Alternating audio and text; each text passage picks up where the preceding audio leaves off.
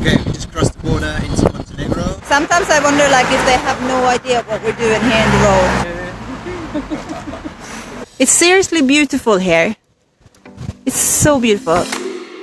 We're Malin and Alex, and in 2017 we came up with the crazy idea to hitchhike all the way from Thailand to Spain.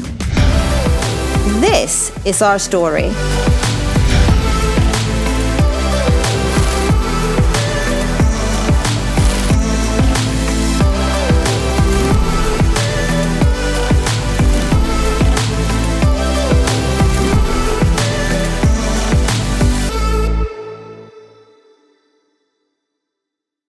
Okay, we just crossed the border into Montenegro. It was quite a wait because there are a lot of police checks. They apparently have police officers from the European Union helping them to control it. Saw two guys get arrested, not sure what for. The people got chucked out of their bus and couldn't cross. Yeah, so they seem to be quite strict. Alex is doing a time lapse. We only had a couple of days to spend in Montenegro, the world's 10th smallest country, and we started off with trying to exchange some money. So we're in search for euros. We stopped at what we thought was an exchange booth, but they didn't do it there. So because we got dollars and we got Albanian money, we might just have to withdraw some euros. But it doesn't matter because we're going to travel in more euro countries. Montenegro is not in the European Union, but they are on the euro. So we're going to say goodbye to our drivers and then we're off again. Apparently, but we're not sure, we can't change our Albanian money outside of Albania, or at least not in Montenegro. So we might have lost about 9 euros, which is a day's budget for us. Not so nice. We'll find out once we have internet connection and can do some research about this. Where are we going?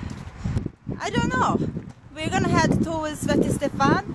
It's a beach, it's a church, it's some old terracotta houses, blah blah blah. I'm not really sure what it is, but it's quite late. We just need to find somewhere to camp.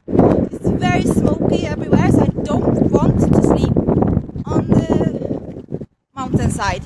They're burning a lot here in Montenegro.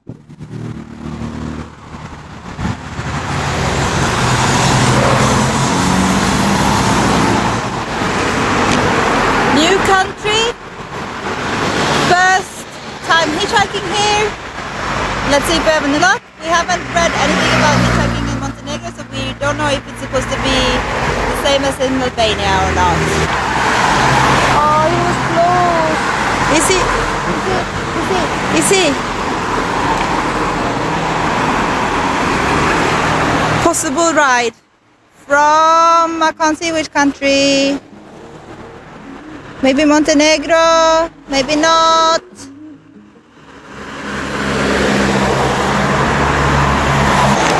We've got a ride.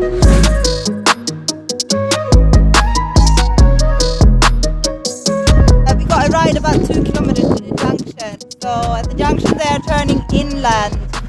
And then the cars passing us are going down the coast, or up the coast rather.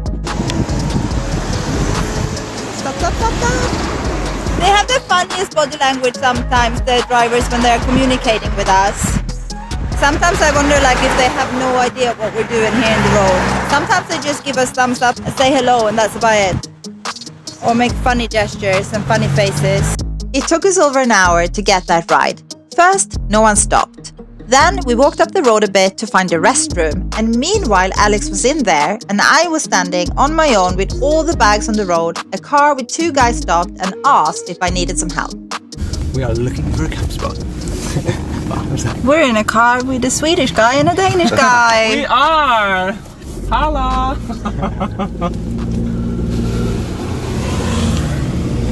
Looking for a camp spot, as Alex said. Hello again. Hi, you again. Apparently down here maybe. It was so nice to meet some fellow Scandinavians and have a little dance on the side of the road. Not having much luck in Montenegro, Alex. No.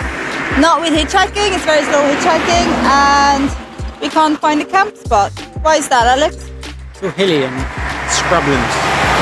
Yeah, and there was one camping and they wanted €3 for the tent, €2.50 per person and €1 tax per person, and it came to €10. felt a little bit excessive. And it wasn't even that nice. I don't know, the sun is going down, we've got nowhere to sleep. Is this gonna be first, Alex? Come on. Come on, he says, let's go. Vámonos. Andiamo, let's go. When we travel, we don't always look at what's cheap for Northern European travelers to pay, but to what is reasonable in each country we travel through.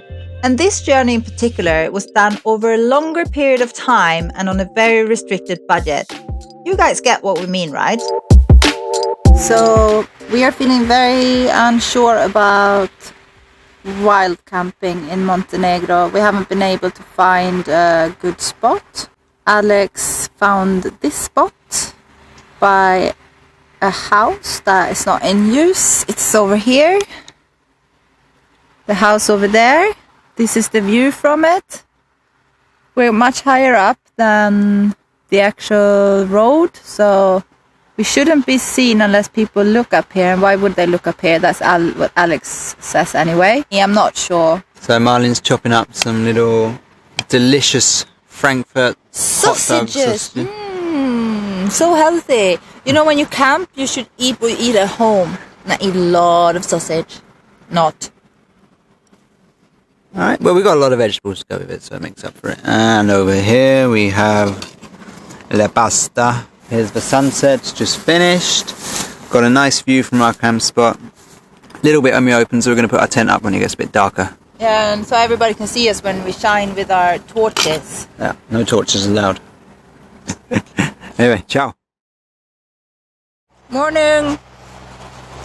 So I had a little bit of a nervous sleep. I thought I heard a forest fire coming closer. That was a little bit of a scare. I don't know what time it is. We're off to Kotor. It's supposed to be beautiful. Tomorrow we're probably leaving Montenegro already. It will be a very short visit.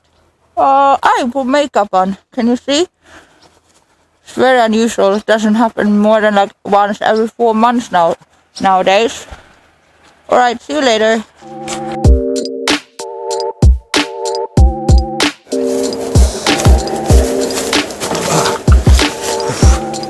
Here we go to Kotor. We're gonna try to find somewhere to leave our bags for a few hours in Kotor. Maybe some Wi-Fi, contact our parents. Remember, campers?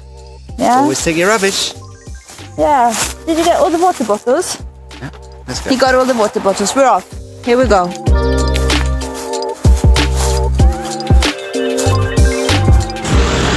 There's the road. We're waiting for cars. Yesterday it was quite difficult, which was our first day hitchhiking here. Now let's see if we can get a ride.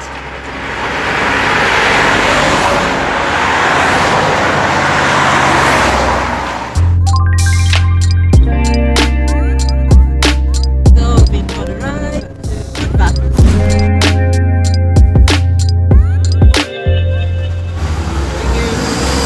We're in Budva. It's the oldest town in the Mediterranean, but we're not stopping here because we want to get further. Yeah. So we're gonna walk about 200 meters and get a ride. Let's go. So we got a total of 30 kilometers to go today. We've gone 10 kilometers. It's absolutely impossible to get a ride. It's Greece all over again. I wouldn't recommend anyone to hitchhike in Greece. Because there are so many different nationalities passing us. There are Dutch people, German people, Serbian people, people from Kosovo, Montenegro, but no one is stopping. So hitchhiking in Europe, I would say it's much more difficult than hitchhiking in Asia.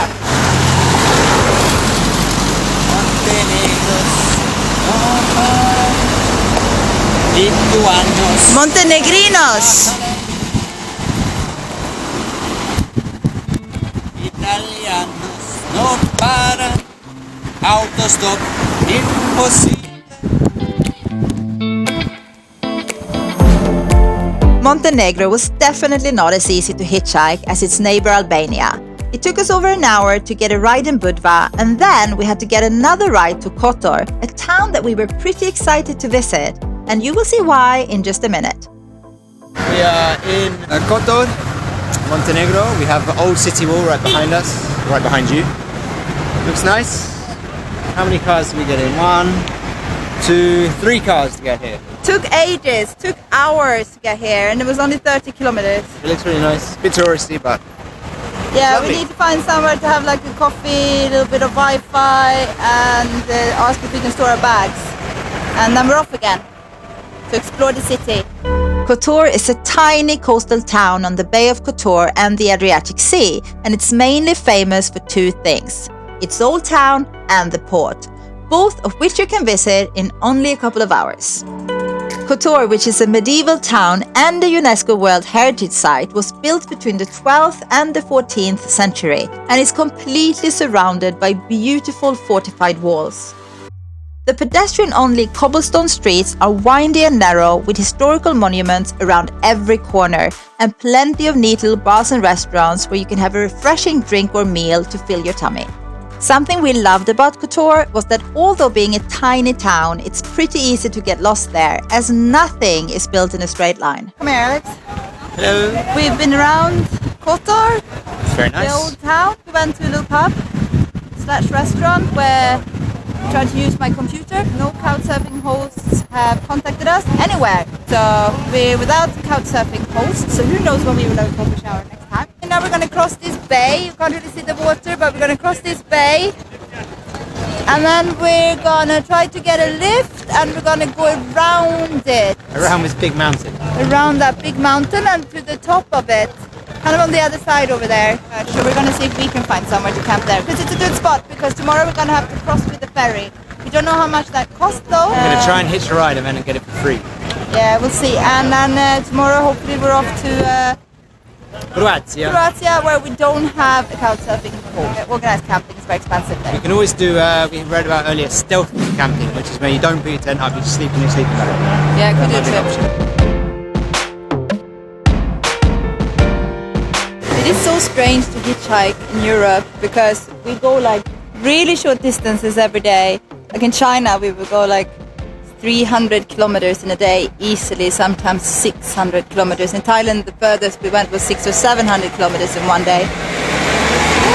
Really short rides, and we wait for a long time. We've gone 30 kilometers today to get here to Kotor, and now we're going to go another 10. Hopefully we'll get further tomorrow because we need to be into Croatia, which is very close to here. This time we got a ride pretty fast with a Swedish family who were traveling in a motorhome. And what a ride, guys! The Bay of Kotor is absolutely stunning.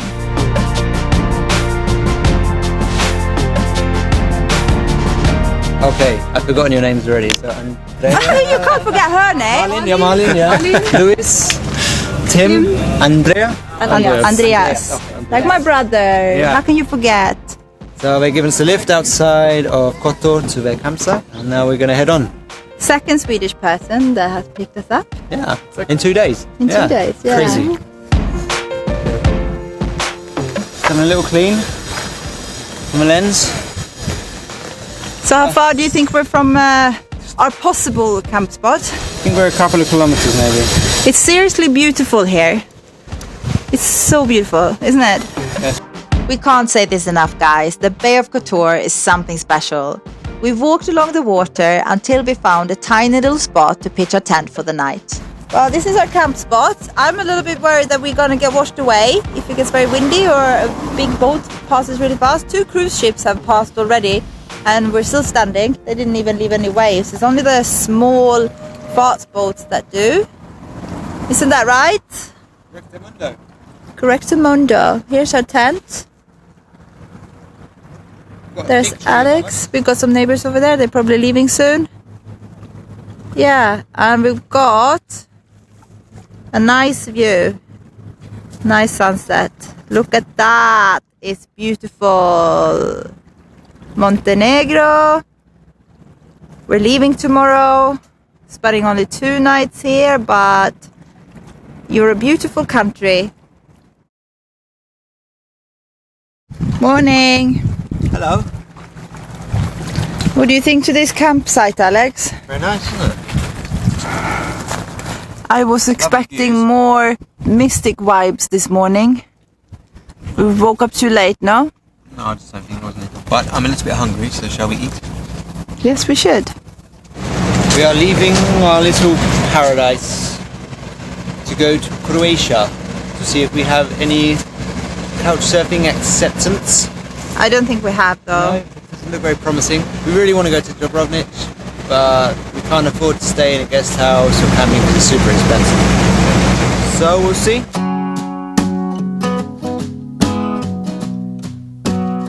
We grabbed our bags and started walking the few but stunning kilometers to the ferry that would take us across the bay so that we could start hitchhiking towards our 12th country this journey, Croatia. We're crossing the Bay of Kotor with the ferry, which is It's free for foot passengers. The other side is the road that leads to the Croatian border. So today we're changing countries again. Again, yeah. No new time zones though. Yeah, we've been only 2 days in Montenegro. Short but pleasant. Yeah, it's been okay. I think the border is not very far at all. So by the border. This was the first time since Kazakhstan that we were on a boat. There is something refreshing about traveling by sea, something very liberating. The ride across the bay was short and we soon found ourselves sticking our thumbs out again on the side of the road. And not too much later, we got picked up by a local man who had tons of stories to tell us about other hitchhikers that he had picked up in the past. I met some guy from Japan, in Japan. Yeah. And I said, where are you going? I'm going to Hamburg. And he started before summer. He said, I'm going to be in November in Hamburg. He started from Japan and he's doing this for several months. Yeah. And for him it's normal, just to see Europe and Asia. I was so grateful to such people who are just stopped, Yeah. And for them it's fun, and for me it's useful somehow. Once again, we are 12 kilometers. Oh, okay, we're only 6 kilometers from the border. I thought we were 12 kilometers from the border. Anyway, we're very close to the border, but we're not getting a ride. Not the best country for hitchhiking, but we're so spoiled. We're so spoiled from all the other countries we've traveled through. Anyway, we're gonna make it over the border to Croatia today. It's been nearly 1 hour since we got dropped off, and we're 6 kilometers from the border post. Ugh. This is like Greece. It's unbelievable how like countries just change so much, like mentality in people change. The mentality in people changes so much just when you cross a border. It's our choice, but this is very draining. Very draining. After a very long wait, we finally got our last ride in Montenegro by a German couple who were actually going all the way to Croatia. Unfortunately, we already knew that hitchhiking there wouldn't be any easier, which you will find out more about in the next episode. Because this, guys, is where this episode ends. Join us next time as we hitchhike in Croatia for the first time, realize that it's way too difficult and head into Bosnia and Herzegovina instead as we continue our long journey all the way from Thailand to Spain. Change of plans. We spent maybe 3 or 4 hours in Croatia and now we're in Bosnia. So this morning we have 3 puppies. What are you doing, Alex? He's got stuck in the... Oh no, he broke the tent. If you've made it to the end of this video, guys, don't forget to give it a thumbs up, subscribe to our channel and drop us a comment below, and we will see you in the next one. And a special thanks to all of our patrons for keeping us motivated and helping us stay on the road. If you too want to become a patron, head over to our page. You will find the link at the end of this video and down in the description below.